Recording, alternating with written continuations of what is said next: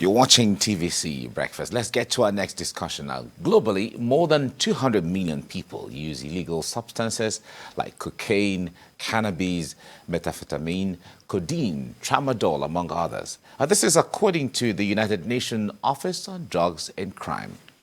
In Nigeria, drug abuse has become a huge burden as it is fast becoming a bigger threat than anticipated, as it is now being linked to the deteriorating security situation in the country. A UN report released in 2018 showed that Nigerians between the ages of 25 and 39 abuse drugs the most, with an estimated 14.3 million Nigerians hooked on different substances. Experts say that that figure might have doubled now, given the rate of crime, mental health issues, and suicides being reported in the country. Though efforts by the National Drug Law Enforcement Agency to curb the spread and abuse of illicit drugs is gaining ground, the drug trade seems to still be booming.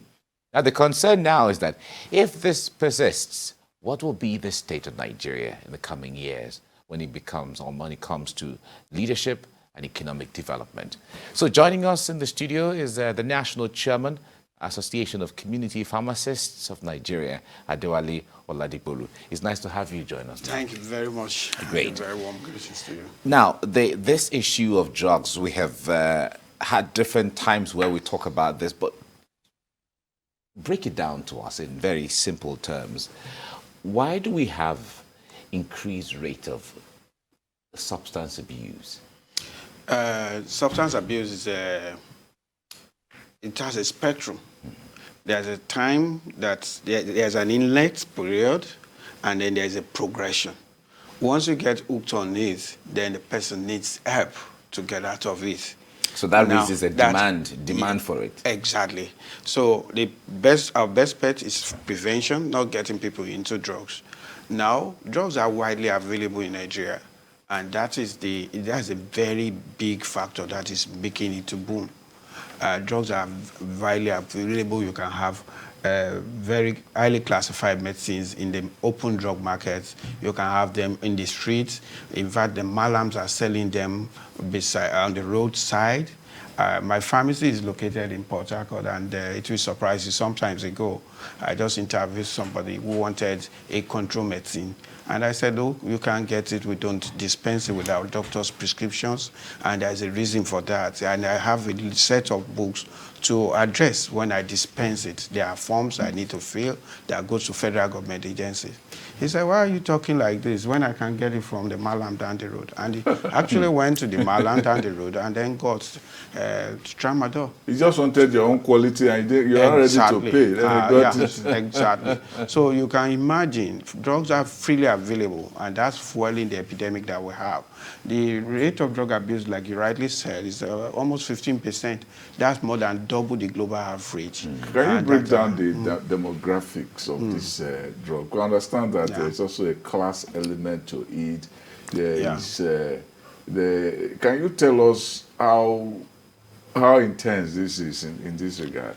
Honestly, you won't believe the kind of stories that you will hear when it comes to drug abuse. Drugs are abused by different segments of Nigeria in terms of demographics. You have the youths who are on codeine and tramadol.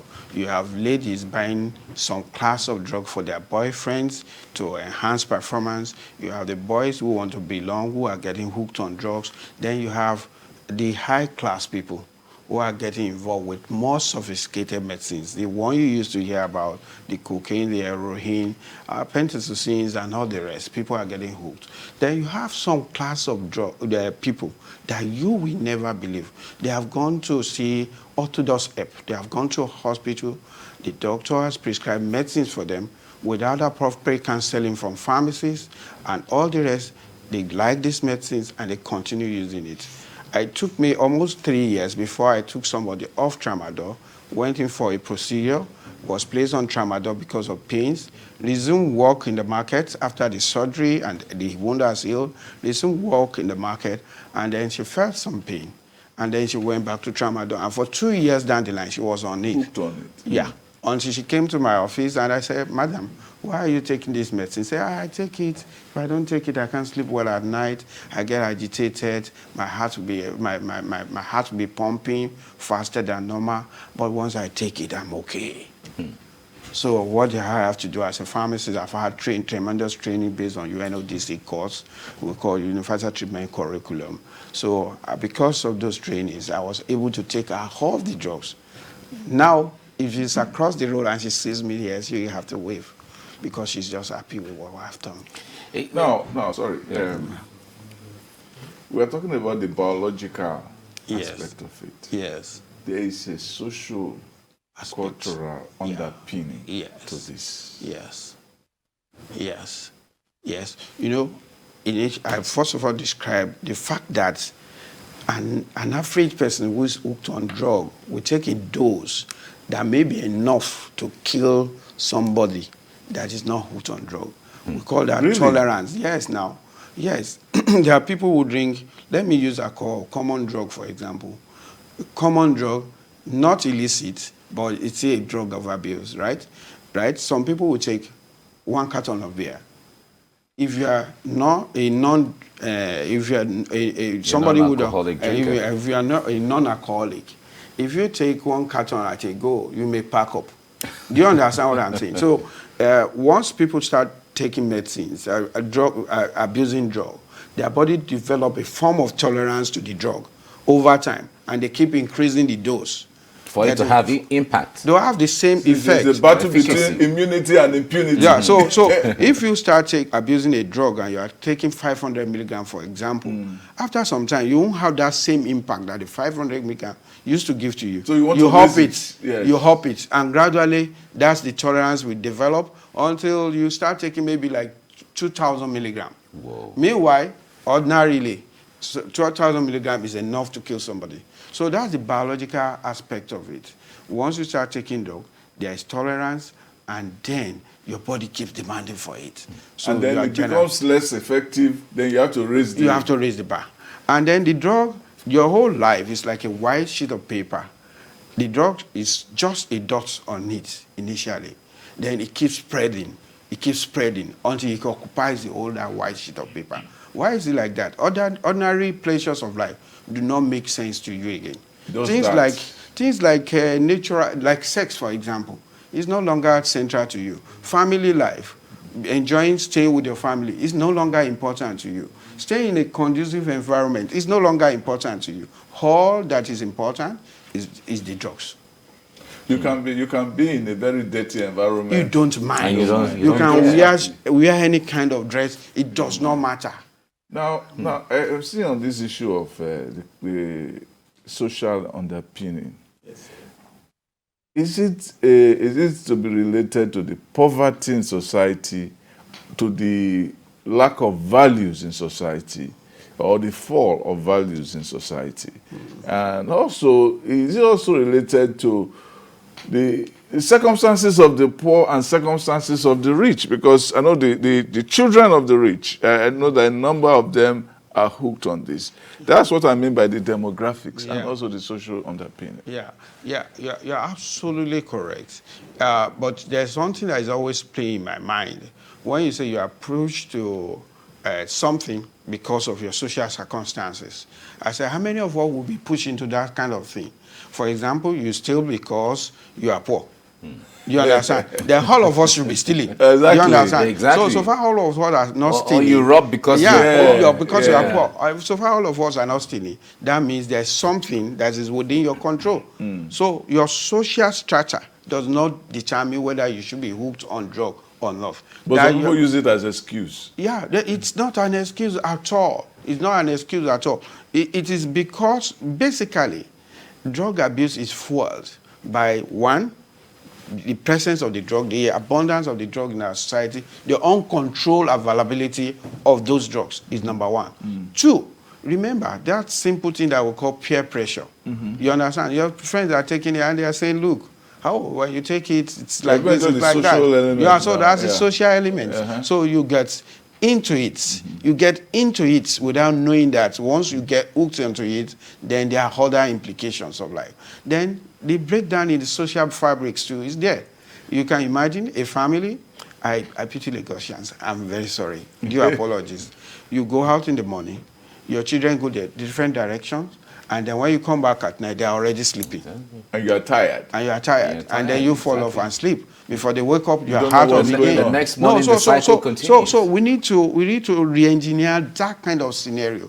You need to have time for your children. You don't know who their friends are in the school. You don't know what they are getting into. The other time I read on social media of one woman who sells cakes that are laden with drugs. I mean, how crazy can this society get? I don't get it. People have died because of this. People have gone to parties and they get... That's even Without another knowing. crazy matter. You get... Children get invited to party and then they have laden the cake with substances. They have laden the drink with substances, and they take. And people have lost completely. How helpless are we as a people, as a country generally? Because we keep talking about this thing. I don't know whether it is policy that would handle it, or it is a family from the perspective of parents paying more attention to children, or is it the churches or mosques?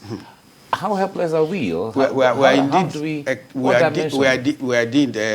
I don't know what words to use in describing it, but we are in a very helpless situation. What do I mean by this? There's no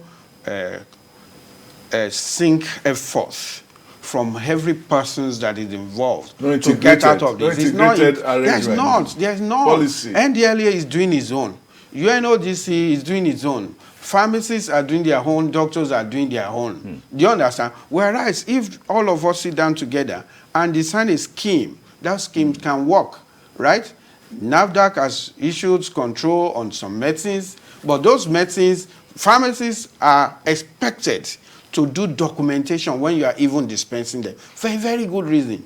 But in this country, people import those control medicines and there's no traceability down the line.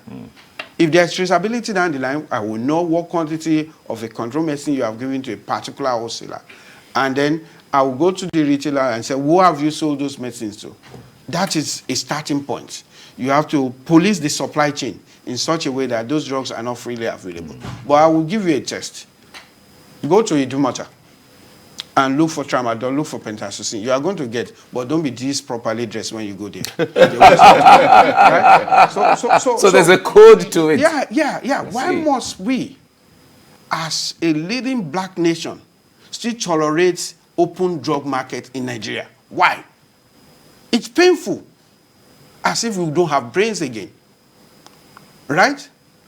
It's very painful. What happens when we have online platform for ordering drug in medicines in Nigeria, so that doctors, pharmacists, and other stakeholders can come to that platform, put their order there, so that every agencies of government that is involved with drug distribution will notice who has bought what and how does it go down the line. So there is no sync within all the governmental agencies, and I believe that we are not yet serious. For example, we are not training enough pharmacists, because they are integrated in the community. And if you train them on substance use disorder, they are able to help the community more. And every pharmacy will get like maybe 100 to 150 footfall a day.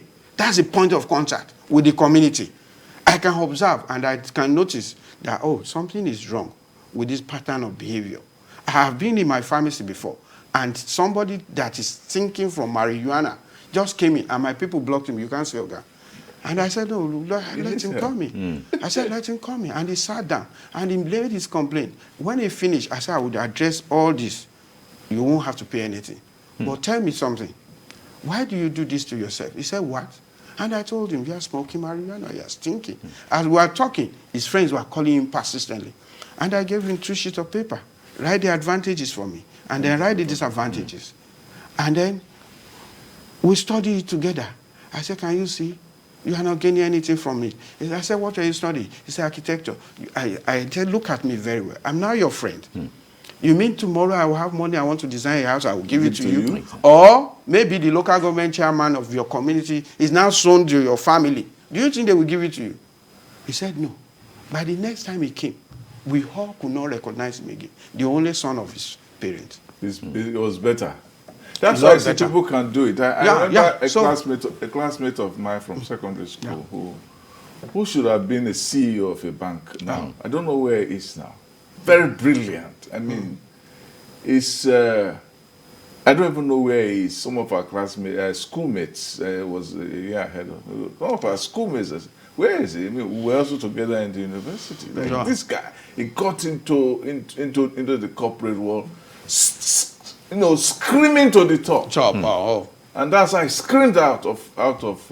And I've seen some people who have been able to say with a power of will, I won't do this anymore. Yeah, exactly. And they did it. They had their own struggles, but they decided they won't do it. So in the final analysis, personal responsibility is very important. And that's why we're having a conference in Lagos. For a very long time, we've not had conference in Lagos as community pharmacists. And one of our special interest group is on mental health. And then we are discussing how do we get community pharmacists involved.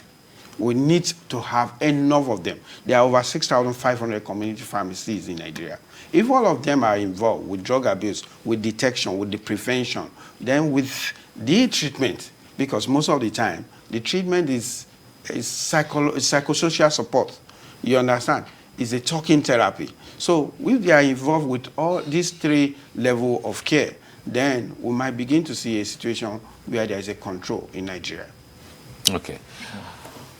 All right. I understand we have to end it here now. Thank you so much, Adewale Oladigbolu, for coming on the program. Thank you. Thank you very much. Thank you. Right.